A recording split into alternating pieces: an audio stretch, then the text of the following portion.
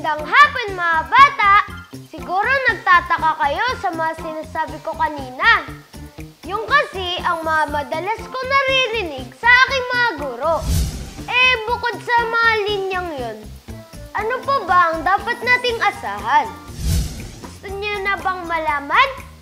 Tara, samahan niyo kami sa Department of Education para dito. Magandang hapon po, Ma'am Joyce. Magandang hapon ulit, Benji. Paano po namin mapapakita ang paggalang sa aming mga guro? Una, Benji, siguro kailangan gumamit tayo ng po at opo. Pangalawa, sumunod tayo sa mga alituntunin na ibinibigay ng guro. Kasi sabi ko nga sa'yo, yung mga alituntunin na yon ay mahalaga sa inyong mga mag-aaral upang matutunan ang mga aralin. Pangatlo, lagi nating titingnan sila na mga pangalawang magulang.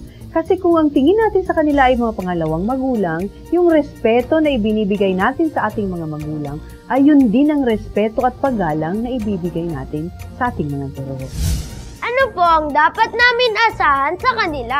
Maasahan mo na ang iyong mga guro ay handa sa kanilang mga lessons o sa kanilang mga aralin. Asahan mo rin na marami kang matututunan araw-araw mula sa kanila sapagkat sila ay handa kahit anumang aralin na ibibigay nila sa araw-araw. Maasahan mo rin sa kanila na irerespeto ka at igagalang kagaya ng ibinibigay mong respeto at paggalang sa kanila. Ano po bang may papayo nyo sa aming mga bata pagdating sa pakikisama sa aming mga guro?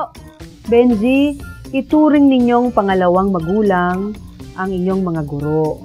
Sila ay nandyan para kayo ay turuan at i-lead sa tamang landas, gabayan. Sila ang inyong puntahan kapag kayo ay may problema. Sila ang inyong puntahan din kapag gusto nyo lang ng kausap. So, kailangan igalang ninyo sila. Maraming salamat po. Walang anuman, Benji. Kids, mahalagang igalang natin ang ating mga guro. Sila kasi ang tumatayong pangalawang magulang natin kapag tayo ay nasa paaralan. Kinakasangkapan kasi sila para matutunan natin ang dapat natin matutunan kagaya ng tamang pag-uugali, pagbilang, pagbasa at maging sa pagsusulat. Kaya dapat pakisamahan natin silang maayos ha.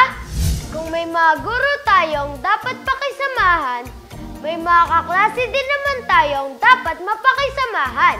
Paano ba natin sila mapapakisamahan na maayos? Yan ang ating pag-aaralan bukas kung loloobin ng Diyos. Hanggang sa muli, dito lang sa Bensi Bibo!